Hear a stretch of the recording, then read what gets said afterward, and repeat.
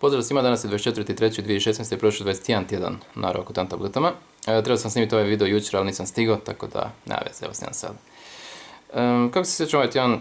Pa, ok, može i bolje, može i gore zapravo. Imam još uvijek nekih problema sa bolima u kičmi, malo i sa koncentracijom, ali bit će ok. Ajmo sad zoomirat. Dakle, ovo je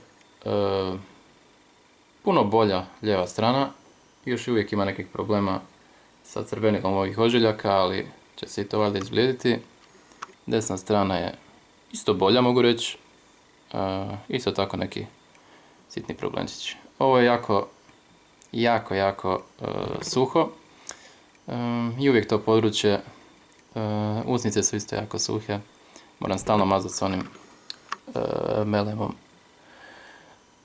Čelo je ok. Nos je ok i brada je isto tako dobro.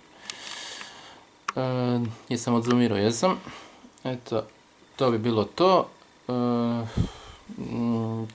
mg ostajem na tome za ovaj sljedeći mjesec i vidimo se za tjedan dana. Pozdrav.